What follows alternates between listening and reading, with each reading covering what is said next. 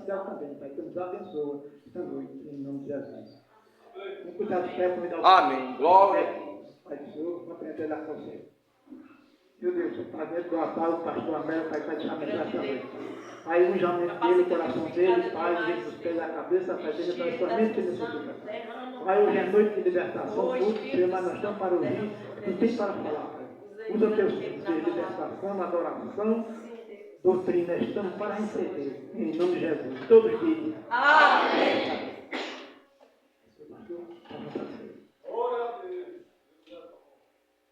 Da igreja com a graça e a paz do Senhor. Amém. Uma honra tornar esse ministério. Agradeço o convite, pastor José, senhora Nilza. Deus abençoe cada um de vocês em nome de Jesus. Abra sua Bíblia em Ezequiel, capítulo 28.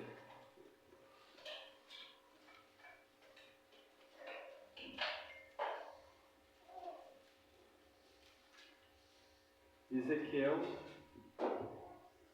28, a partir do versículo 11. Eu creio que o Senhor tem uma palavra no seu coração nessa noite.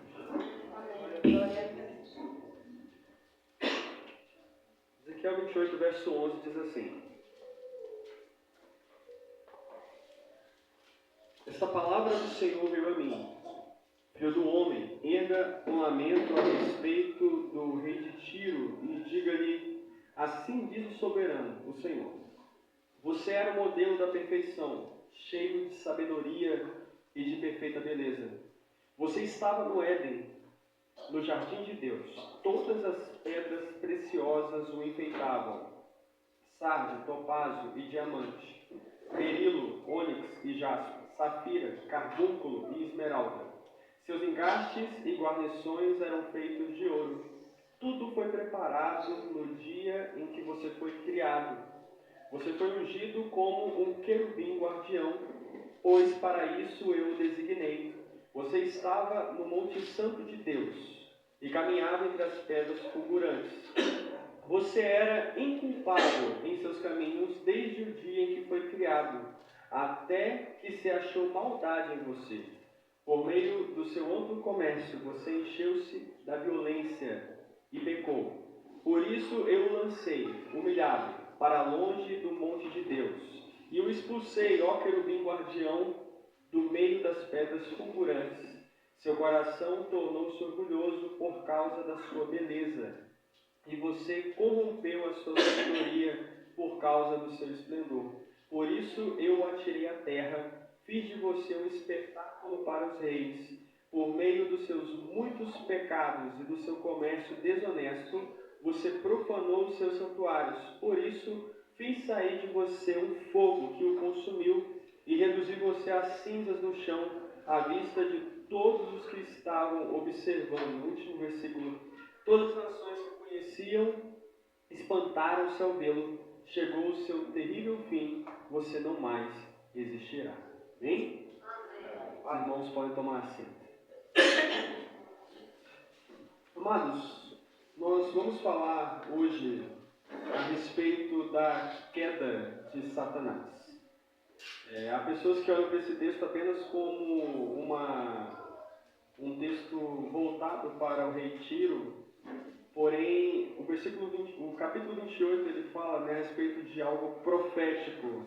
E a partir do versículo 11, ele começa a destrinchar essa profecia a respeito da queda de Satanás, Lúcifer, o diabo, o cabeça dos demônios. O texto vai nos dizer, meus queridos, que no começo, Satanás ele era um padrão de perfeição, modelo de perfeição. Veja que são palavras muito fortes, porque o texto deixa claro que ele foi criado perfeitamente, Um modelo de perfeição, ou seja, alguém que tem medidas simetricamente perfeitas, não há defeito, não havia erro, esteticamente falando. O texto vai nos dizer, meus queridos, que ele tinha sabedoria, e há quem entenda que ele era o mais sábio e o mais formoso dos anjos, aquele que tinha a sua melhor aparência. O texto também vai nos dizer que sobre o seu corpo, não só no livro de Ezequiel, mas também no livro de Isaías haviam pedras preciosas. Inclusive 7 das pedras preciosas que estavam sobre o corpo de Satanás, elas se encontram na Nova Jerusalém. O ouro, o jaspe, a esmeralda, ele era todo adornado. É como se nada antes fosse feito dessa forma, em termos de querubins, de anjos, né, com a sua glória. Existem basicamente 3 teorias sobre qual seria a função desse querubim, e a primeira delas está escrita no próprio texto, né? Você foi ungido como querubim guardião. Os querubins na Bíblia, eles têm essa função de proteção, de proteger, né? Geralmente, quando você vê um querubim, está associado a algum tipo de coisa ou alguém que precisaria ser protegido. A Arca da Aliança, né, aquele caixote amadeirado, né, no qual os homens de Deus carregaram, ela foi montada com 2 querubins, né, a imagem de 2 querubins em cima, esses querubins fechando a arca com as suas asas, e dentro da arca foi carregada as tábuas dos 10 mandamentos. Né, ali representava essa proteção. Assim que Adão e Eva eles caem no jardim do Éden, Deus coloca querubins guardando a árvore da vida, para que eles não pudessem mais ter acesso. Eles pecaram, eles erraram, eles foram expulsos do jardim, né? E Deus não deixou mais que eles pudessem ir à árvore da vida, que estava ali sendo protegida por querubins. Ainda no livro de Ezequiel, Ezequiel tem uma visão de querubins na porta do templo. Anjos do Senhor, obrigado pastor, na porta do templo, protegendo, guardando, né? E do salmista, os salmos vão dizer que há querubins no trono, querubins guardando o trono de Deus. E aqui fala que ele foi ungido como um querubim guardião, muito provavelmente guardando também o trono do Senhor. Na versão da minha Bíblia fala que ele tinha engastes e guarnições que eram feitas de ouro. Existem outras traduções da Bíblia que falam os seus tambores, os tambores e os pífaros em ti eram revestidos de ouro. Pífaro é tradução de flauta. Então, em outras palavras, ele era formado por instrumentos musicais, né? Por isso há o conhecimento de que Satanás ele era ministro de louvor, porque ele mesmo tinha sido feito, originalmente criado para o louvor de Deus, para a glória de Deus. O texto fala que ele flutuava, né? Ele pairava, né? E sons eram emitidos dele mesmo. E há quem entenda que ele era os dois. Ele podia guardar o trono de Deus, né, ter uma posição ali próxima do trono do Senhor e também ser alguém voltado para a adoração do Todo-Poderoso. Aqui vai dizer, você estava no Éden. E de fato, quem estava no Éden? Todos nós sabemos, Satanás aparece no Éden. Havia Eva, havia Adão, mas também aparece a serpente. O diabo ali, ele aparece lá no jardim do Éden. Em Apocalipse capítulo 12 fala de uma luta, onde de um lado nós temos o arcanjo Miguel e os anjos do Senhor, e do outro lado nós temos o dragão vermelho e os seus anjos. E o texto fala que o arcanjo Miguel, ele ganha, ele vence, ele expulsa o dragão vermelho com os seus anjos, e o texto fala que o dragão vermelho é chamado Diabo ou Satanás, vírgula, ele é a antiga serpente. Quem é a antiga serpente? Satanás, né? Que ali estava no jardim do Éden. Ainda no livro do Apocalipse, João ele tem uma visão no qual ele contempla um anjo descendo do céu. Ele tinha a chave do abismo numa mão e uma corrente na outra, e ele prende Satanás, também descrito como a antiga serpente, aquela que estava no Éden. O texto fala que aqui ele andava, né, caminhava sobre pedras fulgurantes. O que seria isso? Fulgurantes vem de fogo, de brilho, de poder, né? Então, é um querubim que caminhava no meio do fogo, do brilho, pedras que brilham. Pedras indicam algum ambiente, alguma região. E a Bíblia vai nos dizer que o trono de Deus tem pedras que brilham, tem pedras de fogo. O texto vai nos dizer ainda no livro do profeta Ezequiel. Ezequiel ele tem uma visão do trono de Deus e ele diz que o trono de Deus tem pedras que brilham. Quando Isaías ele foi chamado por Deus, né, e ele vê o trono e aquele que nele estava sentado, ele diz: ai de mim, sou um homem de lábios impuros, no meio de um povo de lábios impuros. E o texto fala que de repente ele vê um anjo, um serafim, que pegou uma brasa viva do altar com uma tenaz e coloca na sua boca. Olha só, pegou uma brasa viva do altar. Isaías acaba de ver o trono e há quem entenda que o anjo pegou do próprio trono, né? No livro de Daniel, o profeta Daniel fala que o trono de Deus arde em fogo. Então nós estamos deparando com um ser que andava no meio do fogo, né? Andava em meio àquela glória, àquela expressividade. Quando fala andava, há também quem entenda que ele teria uma liberdade que outros não tinham. Porque quando você pensa em um guardião, talvez o guardião ele fosse uma figura mais fixa, né? Eu tenho que ficar parado no ponto onde o chefe manda, aonde o mestre manda. Mas por que ele caminhava? Geralmente caminha quem tem mais autoridade, quem tem mais liberdade, talvez podendo fiscalizar outras coisas, fiscalizar os outros, enfim, uma autoridade maior. No versículo 15 vai dizer: até que um dia foi achado em ti iniquidade. E aí começa o questionamento: como um ser perfeito pecou? Como alguém que é criado perfeito pecou? Nós não podemos esquecer, meus queridos, que por mais que um ser seja criado com perfeição, a perfeição ela não anula o livre-arbítrio.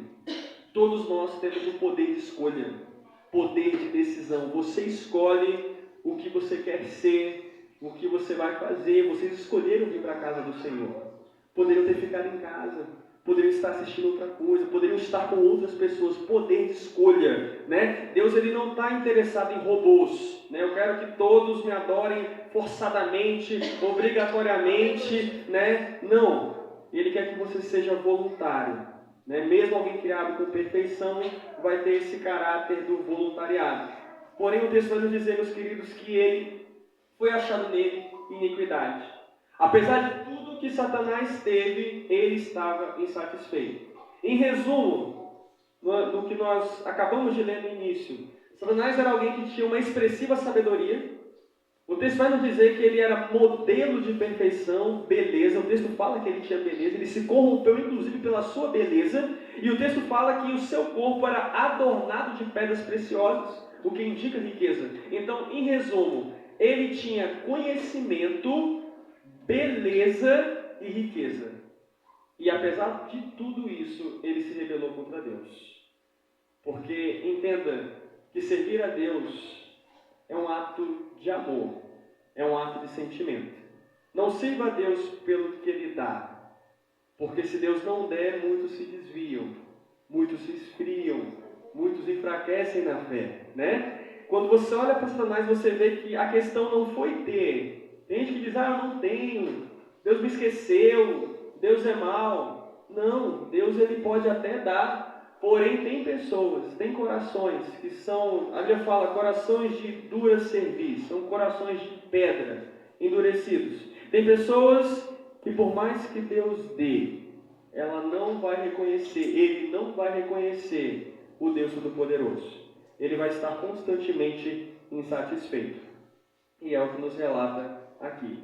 Perceba que ele poderia ser grato por aquilo que Deus tinha, mas ele começa a querer usar isso em benefício próprio. Nós podemos imaginar os pensamentos: eu sou muito inteligente, eu sou muito bonito, eu tenho riqueza, eu não preciso mais de Deus. Cuidado, aquilo que Deus te deu é para a glória de Deus. Cuidado para não pegar aquilo que Deus te deu e querer usar para um benefício próprio que te desvie da presença de Deus. Deus não está te dando algo para você esfriar na fé. Deus não está te concedendo bênçãos para você esquecer dele. Quando eu estava desempregado, eu queria uma porta de emprego. Aí Deus abre a porta de emprego, eu estou cansado demais para ir para a igreja porque eu estou trabalhando. Deus te deu uma bênção para você se afastar? Ou uma bênção para você glorificar Ele? Deus, obrigado, eu estou empregado, Deus está suprindo, provendo na minha família. Então, o que nos segura na presença de Deus é o que nós sentimos por Ele. Você precisa buscar Deus pelo que você sente por Ele, não pelo que Ele dá. Quando o filho pródigo disse: pai, quero ir embora, você não vai ver o pai impedindo o filho de ir. Ele simplesmente foi. Por quê? Porque você fica na presença de Deus se você quiser. Se você também não quiser, você pode ir lá pular carnaval. Entenda que é uma questão de escolha. Deus não vai forçar, Deus não vai obrigar. Fica quem gosta, quem ama, quem tem sentimentos. Quando você tem sentimento, você demonstra isso. Você quer estar por perto, você se esforça.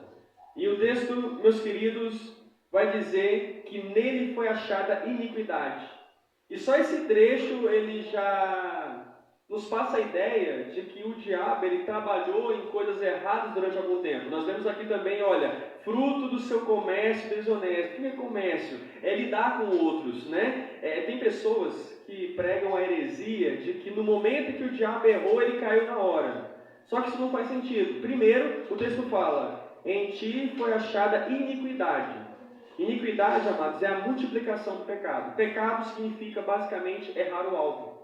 Errar isoladamente. Errei. Foi algo único. A iniquidade já tem a ver com errar constantemente, né? Eu estou alimentando o pecado, eu estou errando constantemente. Então ele já estava errando já há algum tempo, né? Já estava maquinando erros já há algum tempo. E outra, a Bíblia diz que o diabo, ele arrastou a terça parte dos anjos. Ou seja, ele não tem como fazer isso num piscar de olhos. Ele levou algum tempo influenciando os outros, né? Cuidado com as influências. Cuidado com quem você escuta, com quem você se aconselha, com quem você dá ouvidos. Porque ele passou algum tempo e ele conseguiu enganar a muitos, né? Os anjos que hoje são anjos caídos, os demônios, eles caíram nessa lábia, né? Nessa cilada de que esse projeto de rebelião contra Deus poderia dar certo e que eles poderiam viver independentemente de Deus. Então, a iniquidade foi achada nele, né? A prática constante do pecado. Deus deu poder, deu certos benefícios para o diabo, e agora o diabo se rebela contra Deus. Qual é a lição aqui? Tem gente que você dá poder a ela e ela se rebela contra você. Ela é uma pessoa ingrata em relação a você. Perceba que Sara, ao ser estéril, ela diz para a sua escrava Agar que dormisse com o seu esposo. Então ela dorme e engravida, e a Bíblia fala que quando Agar estava grávida, o que ela faz? Ela despreza a sua senhora, né? Eu estou grávida. Eu estou grávida do Abraão, do homem do poder aquisitivo, do bom partido. Você, né, que é a esposa, você não tem o que eu tenho um fruto dele no meu ventre. Né? Ainda não sabia, né, que Deus tinha projetos grandiosos para Sara também. Porém, quando ela recebe esse poder, essa legitimidade, ela se levanta, ela começa a desprezar a sua senhora. Então tem gente que você dá poder e a pessoa se levanta contra. Pessoas que querem tomar um cargo, briga por cargo dentro da igreja, né? Dá confiança para a pessoa está de olho no marido, né? Você dá amor para a pessoa e a pessoa trai, a pessoa adultera, né? Você traz confiança, amizade, eu te dou amizade, mas a pessoa por trás fala mal de ti, e você é inocente, sem saber o que está acontecendo, o que está passando, né? É você acreditar, você dá um poder para a pessoa, olha, você vai ser uma pessoa de ocupar um lugar no meu coração, você vai ser uma pessoa amiga, né? Eu vou te dar um cargo de confiança, eu vou te dar gratidão, e a pessoa não valorizar aquilo que você confiou, aquilo que você delegou. A Bíblia diz que Lúcifer, ele peca no seu coração. Eu acho esse texto muito interessante, está lá no livro de Isaías, capítulo 14, tá? A Bíblia fala que no seu coração ele diz, eu serei como o Altíssimo. Perceba que o texto não fala que Lúcifer falou, o texto fala que Lúcifer pensou, né? E Deus sabe o que nós pensamos, né? As pessoas sabem aquilo que nós expressamos, manifestamos, colocamos para fora. E tem gente que fala tudo, né? Tem gente que você sabe tudo, que ela diz tudo. Se ela está com raiva, ela fala. Se ela pensa bem de alguém, ela fala. Se pensa mal, fala, né? Mas tem gente que é mais discreta, mais controlada. E até o mais controlado, e discreto e reservado que for, Deus sabe. Porque Lúcifer falou no seu coração. Lúcifer disse assim, serei como o Altíssimo, subirei aos altos céus. Está lá no texto. E serei como o Altíssimo. Ele planejou isso. E, né, ele começou a arquitetar isso. E Deus já via. Deus via o que estava no seu coração. Ele esqueceu ali, ou não sabia, que Deus é onisciente. Onisciência significa que Deus sabe todas as coisas. Amados, não existe nada que Deus não saiba. Deus, ele contempla a todos. Deus, ele sabe o teu deitar, o teu caminhar. Ele sabe quem é você dentro da igreja, quem é você fora da igreja, quem é você naquele trabalho, quem é você naquela escola, naquela faculdade, quem é você no meio da sua família. Deus, ele conhece. Deus é onisciente. E a onisciência, esse atributo de Deus, a onisciência ela é universal, o que significa que Deus, ele vê todas as coisas. Não existe nada que Deus não vê. O salmista fala, né? Se eu for no abismo, tu me vê. Se eu subir ao monte, lá tu estás, tu me vê também. Perceba que a onisciência, ela é indivisível.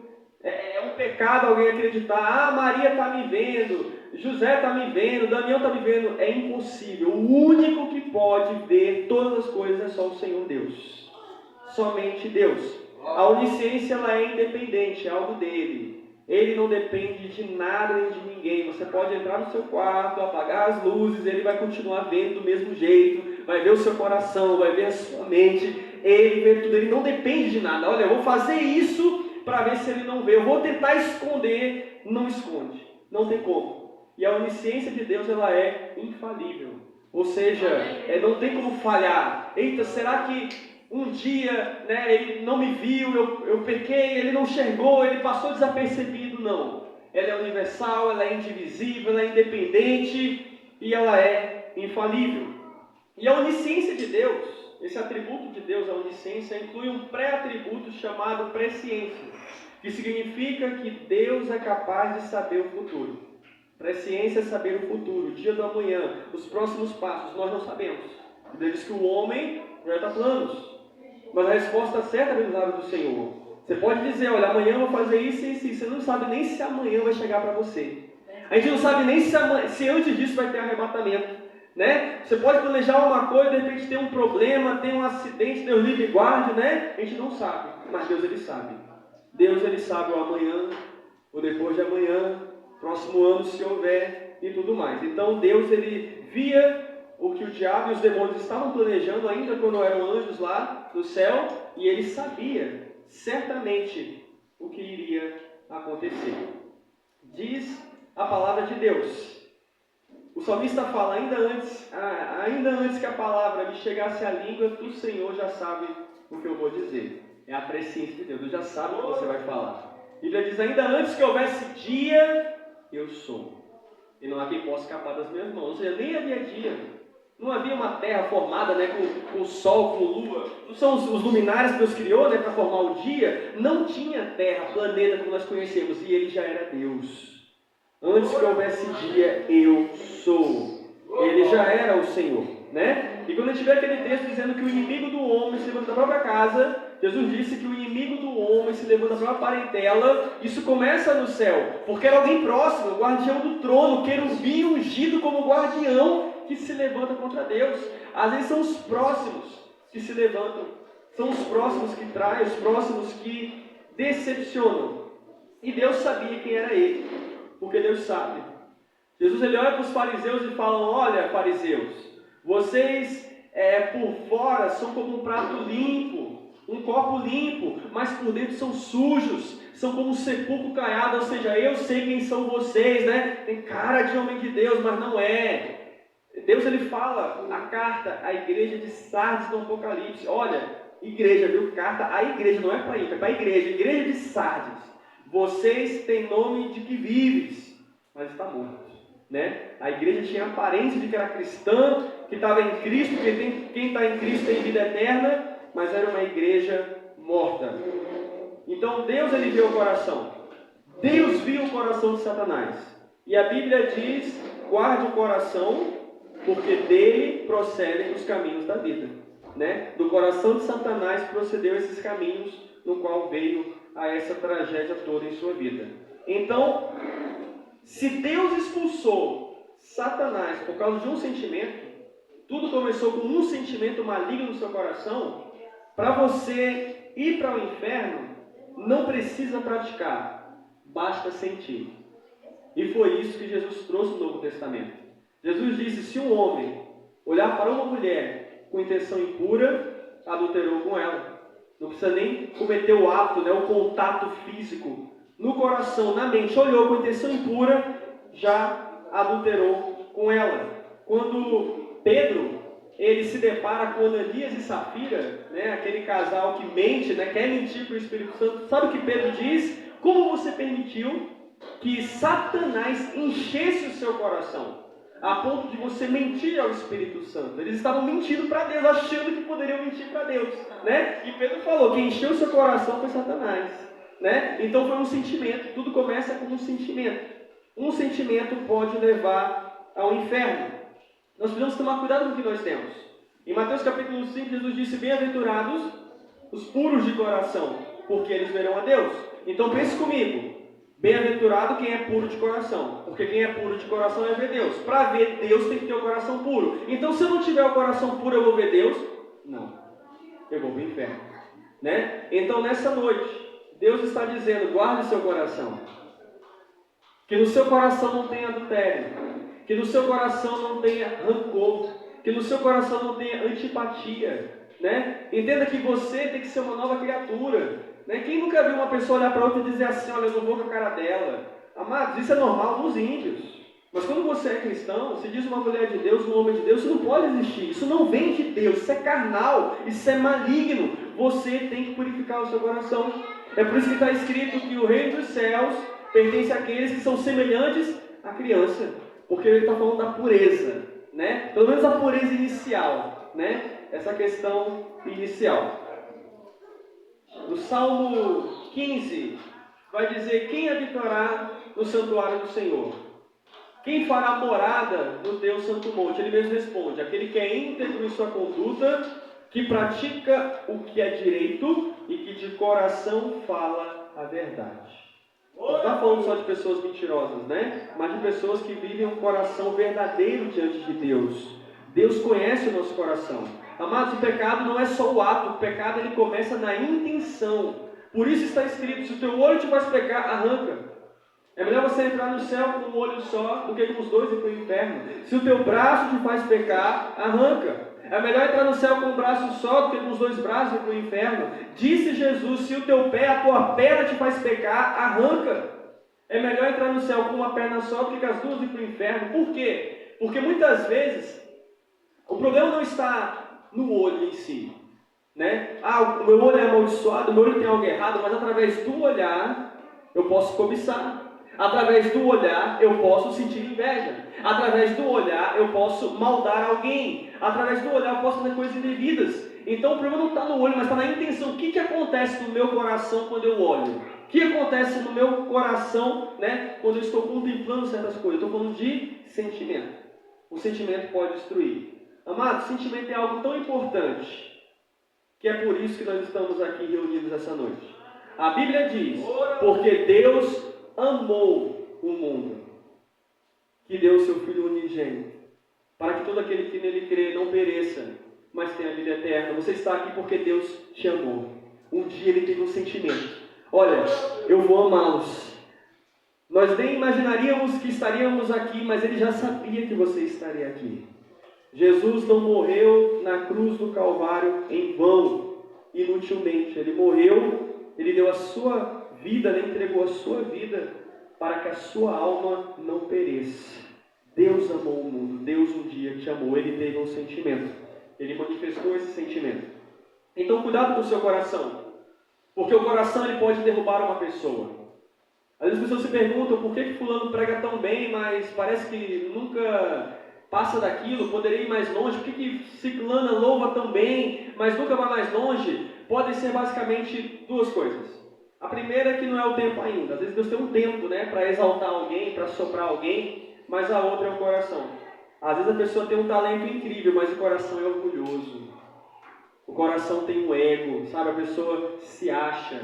Eu estou falando de prepotência, de arrogância, de altivez, né? Tem uma voz incrível, mas o coração é orgulhoso, né? Tem uma eloquência, uma oratória, uma linguagem rebuscada, mas o coração é orgulhoso. Então a pessoa é travada, é bloqueada, muitos até caem, se esfriam, se desviam, né? Então nem tudo é capacidade, nem tudo é talento. É melhor não ter talento e ter caráter do que não ter caráter e ter talento. Perceba que quando você olhasse para Davi era só um menino. Eliabe era mais velho, mais forte, era um militar. Samar era mais velho, mais forte, militar. Mas o que faltava? Faltava ser um homem segundo o coração de Deus.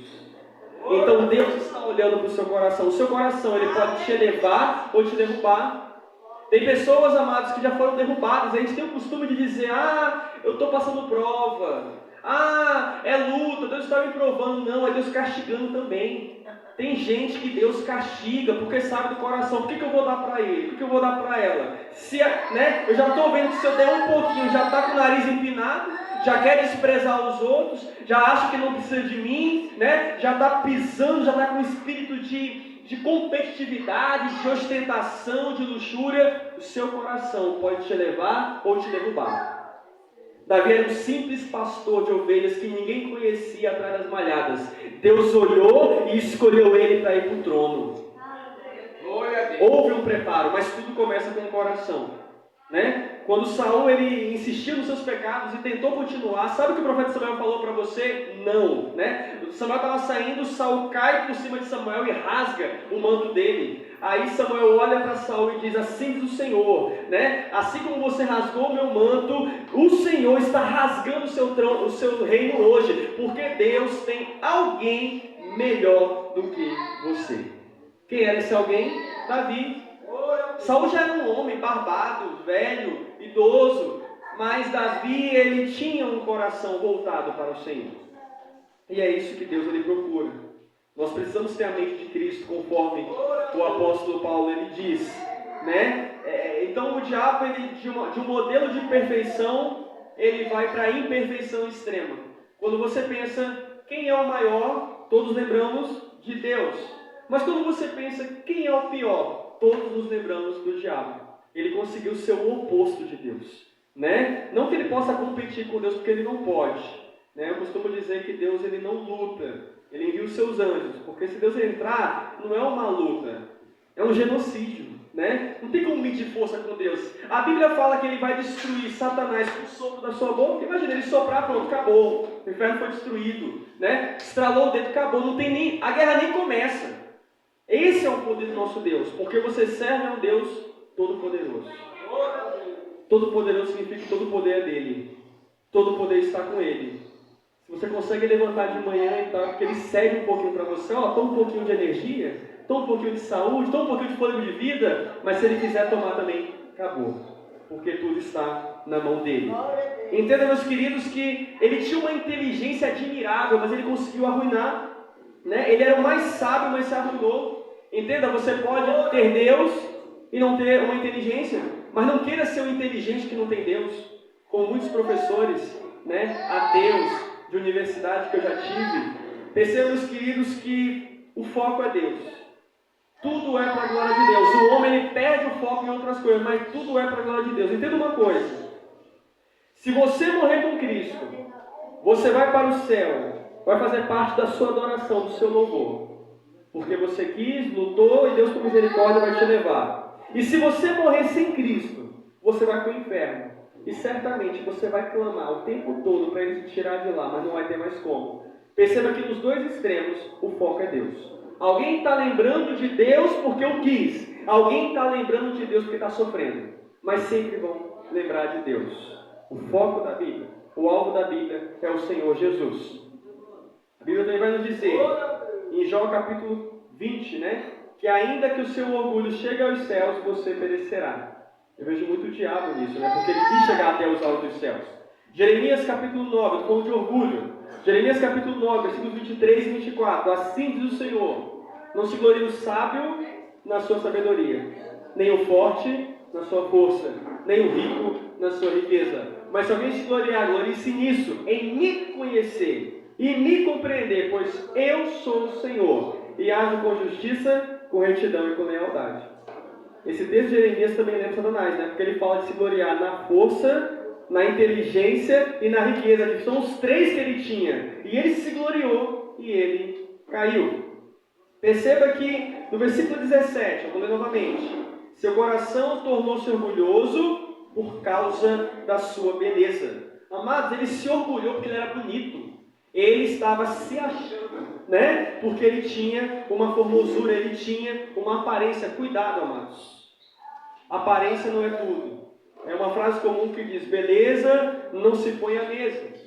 Em Mateus capítulo 4, Satanás, ele está com Jesus no deserto, ele está o tentando, e o texto fala que ele oferece os mundos, os reinos e o seu esplendor, os reinos e a sua glória. Né? Então somente para que Jesus se prostrasse ou adorasse, ele teria acesso a esses reinos.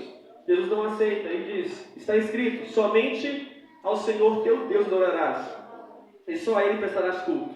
Jesus recusou os reinos bonitos que o diabo ofereceu. A Bíblia diz, Jesus fala que nem Salomão se vestiu como os lírios do campo. Lírio é basicamente mato. Aí olha o que ele fala, se o mato, né, se o lírio hoje é bonito e amanhã é lançado na fornalha, imagina você, Deus tem suprido as suas vestes.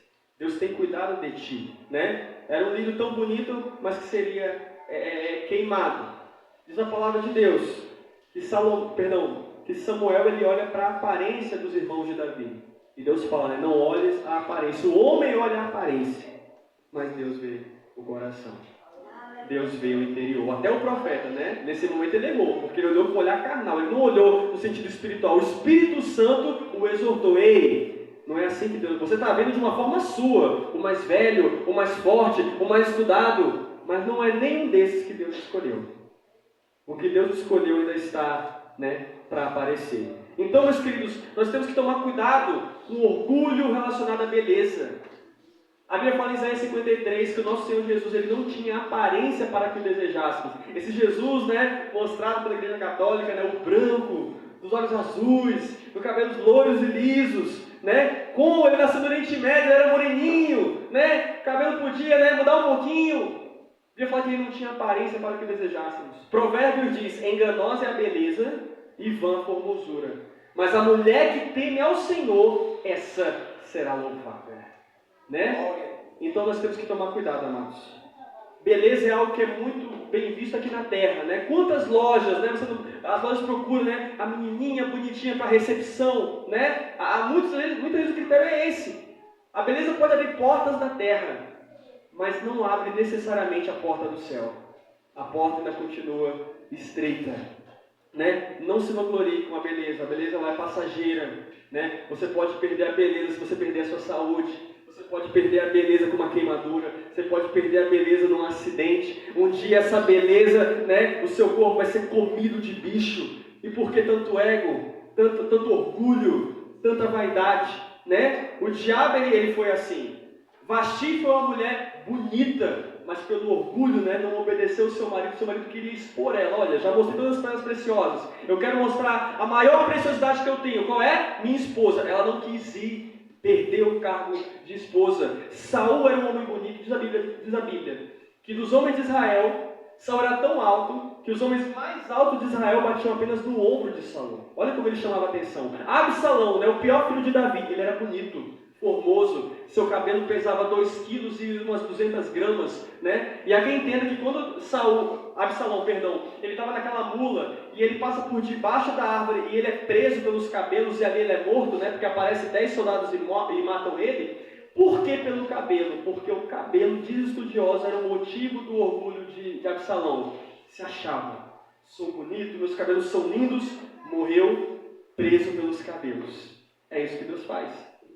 Deus abate o ego. É por isso que a Bíblia diz que o novo convertido, ele não pode ser pastor. Tem que levar um tempo para ser exaltado, elevado ao nível de ser consagrado, né, ungido pela misericórdia de Deus, para a glória de Deus, a pastor. Para que ele não caia no problema do diabo, que é o orgulho. Né? Cheguei agora, já estou me achando, né? Eu entendo, eu desmereço, né? Mal sabem, né, que para chegar lá, meu Deus, como a gente é moído, e a humildade tem que estar permanente, e a glória de Deus, sem Deus você não faz nada, você não prega, você não consegue nada.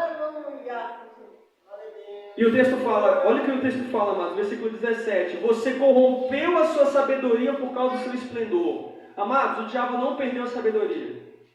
Olha o que o texto fala, você corrompeu sua sabedoria, ou seja, o diabo não deixou de ser sábio.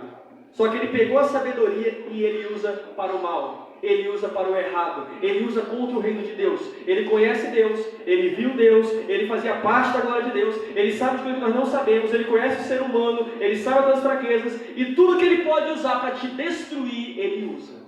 O texto fala que ele corrompeu. Né? O que é corromper? Né? É destruir, é usar de forma errônea, errada.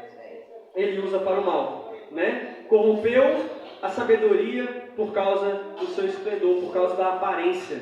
Né? Ele exaltava toda aquela aparência que ele tinha, que ele corrompeu. Quantos estão deixando de pregar o verdadeiro evangelho por causa da aparência? Não, se eu pregar pesado, não me chamam mais para pregar. Eu tenho que pregar, né, coisas bonitinhas e fofinhas, né? E que Deus é só vitória e é sabor de mel e são só essas coisas. Não posso pregar sobre inferno, sobre cruz, sobre pecado, senão o negócio fica apertado, né? O texto fala que ele se encheu de violência, né? Há quem entenda, meus queridos, que ali já foi a rebelião, né, junto com os demônios para tentar tomar o lugar, o trono de Deus.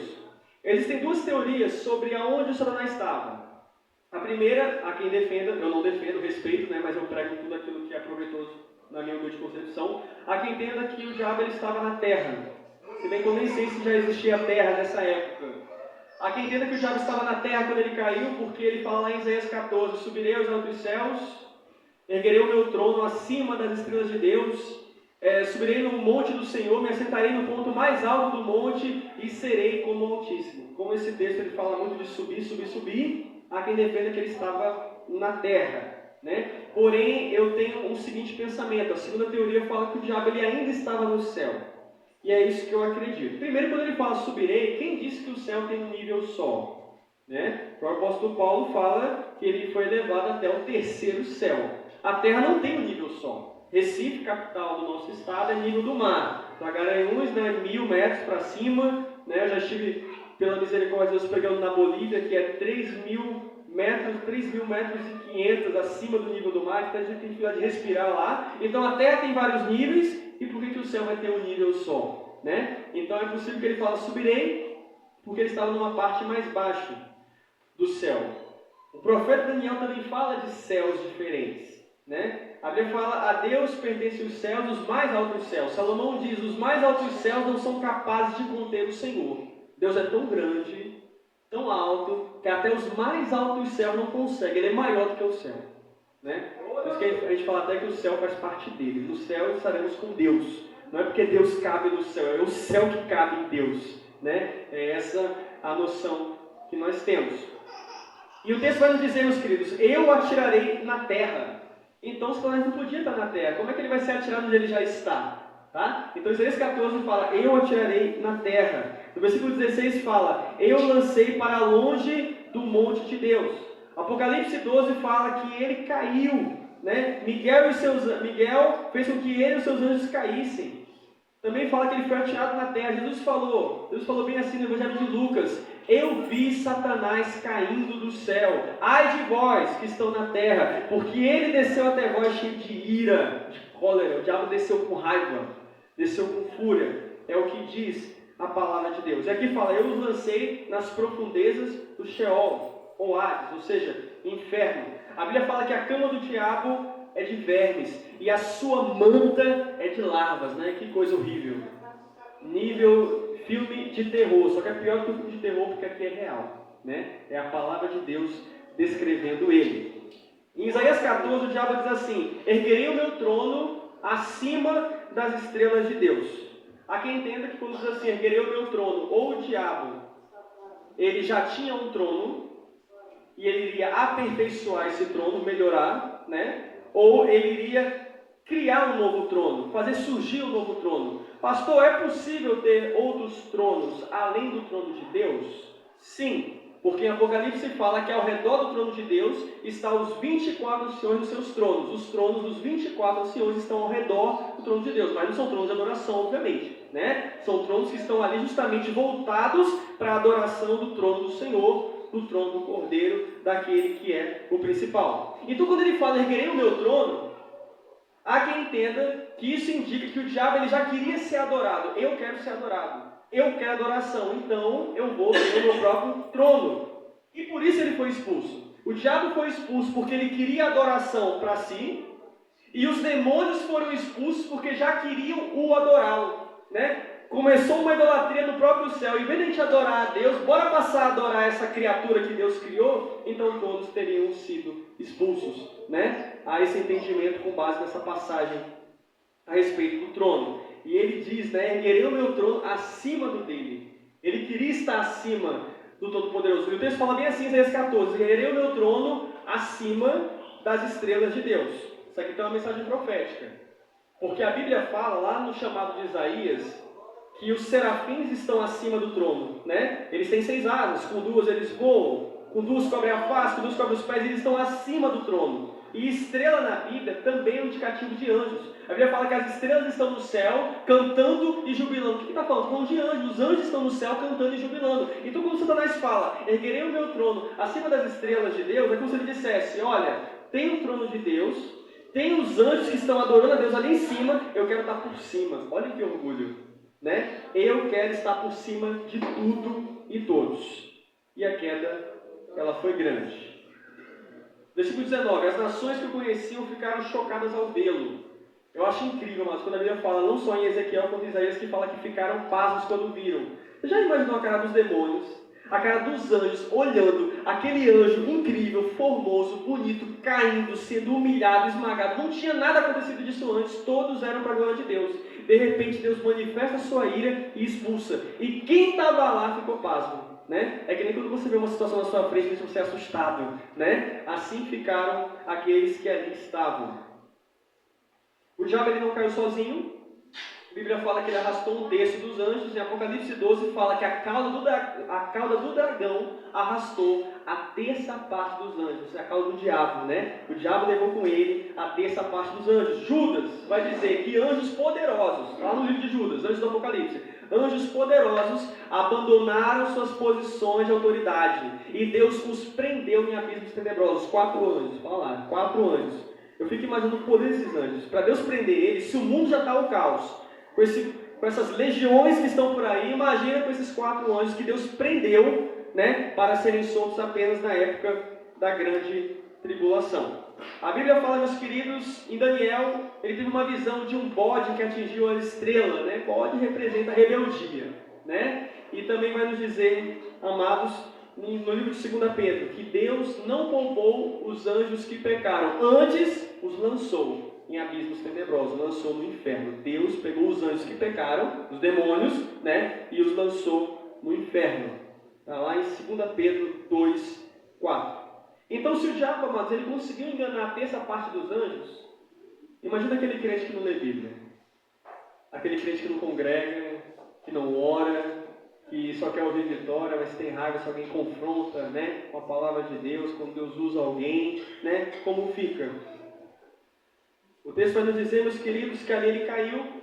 Nós estamos apenas conjecturando. Há quem entenda que o diabo e os anjos caíram talvez por um critério político. Talvez o diabo tenha oferecido cargos. Olha, no reino de Deus você é só um anjo nível 5, mas comigo vai ser o número 2, né? Oferecendo cargos, venha para o meu reino, vai ser melhor para você, né? E muitos vão com base naquilo que o diabo oferece.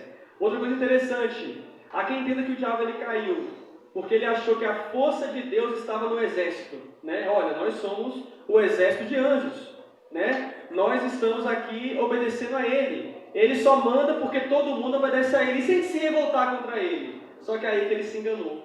Ele achou que Deus era poderoso porque tinha um exército. Na verdade é o contrário. O exército é poderoso porque tinha um Deus. Né? Deus é que criou o exército. Eu não preciso do exército, né? É Ele que fortalece, né? Então eles podiam ser muitos, milhares de milhares, mas assim caíram. Porque você sem Deus, a queda é grande. Você sem Deus não prospera, não vai para frente. O diabo é especialista em fazer as pessoas saírem da posição. Ele fez os anjos saírem do céu. Cuidado, ele é aquele que quer fazer você deixar de ser uma pessoa de oração para estar na apostasia. Ele quer que você deixe de ser uma pessoa misericordiosa para ser uma pessoa vingativa. Ele quer que você deixe de ser uma pessoa humilde para ficar soberbo. Ei, se mantenha na posição de Deus. Não saia da posição de Deus. O diabo ele quer te tirar de lá. O diabo ele tentou corromper todos, mas não conseguiu, né? Porque foi só a terça parte. Se foi só a terça parte para cada demônio, ainda tem 2 anjos, né? 2 anjos que permaneceram com o Senhor. Quando eu olho para esse texto, amados, eu entendo que certamente o diabo ele tinha alguma influência, alguma carisma, né? Certamente ele conquistou aqueles seres com base em sua carisma. Absalão ele fez isso.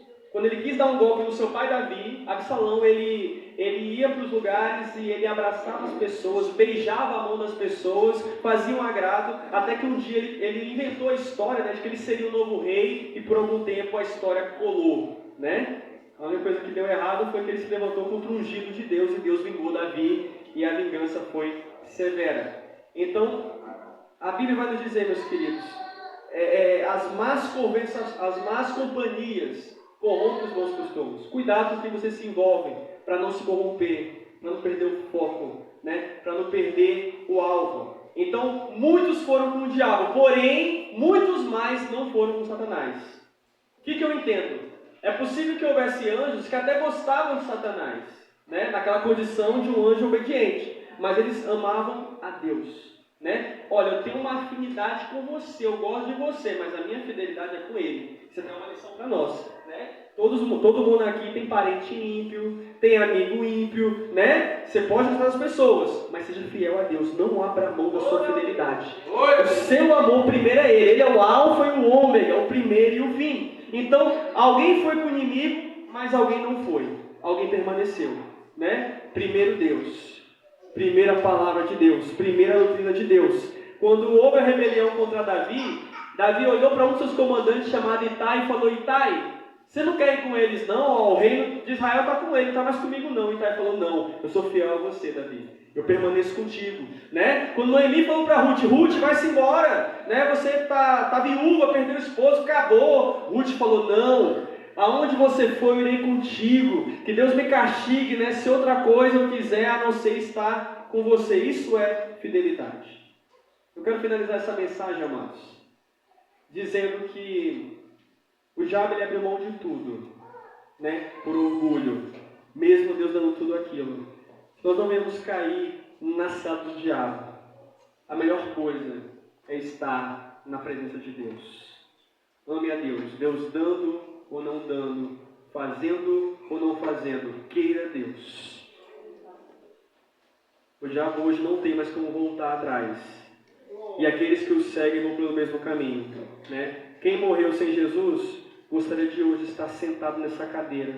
Gostaria de ter mais uma oportunidade. Mas em vida, preferiu ouvir Satanás. Nós estamos em vida. Ainda há tempo, ainda há oportunidade. O coração está batendo, o pulmão está respirando. Hoje, buscai o Senhor enquanto se pode achar, invocar enquanto está perto. Amém? Amém. Eu agradeço aí com a oportunidade de falar de Jesus.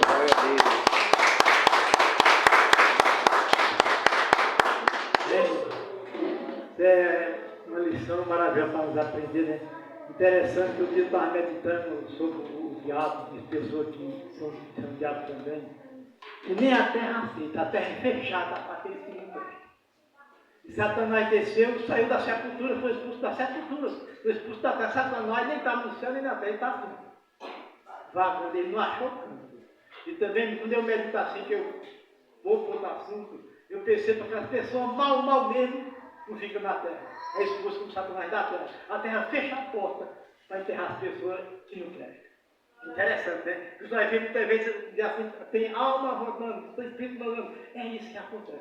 Se observar, conforme o pastor está pregando, em Isaías 14, versículo 19, nós vemos que Satanás foi expulso da sepultura. Não teve sepultura para ele. Aí ele se apresenta o rei de Ciro, né, que ele foi expulso da sepultura. Ele está mostrando, quer dizer, muitas pessoas, nós temos que ter cuidado, ter um coração firme, para que a terra nos aceita. A terra não aceita, olha, até o dia do juízo, mas está no lugar. É isso. Vou pegar mais não, que o pastor pergunta, ele vai ficar de pé, graças a Deus. Vai, irmão.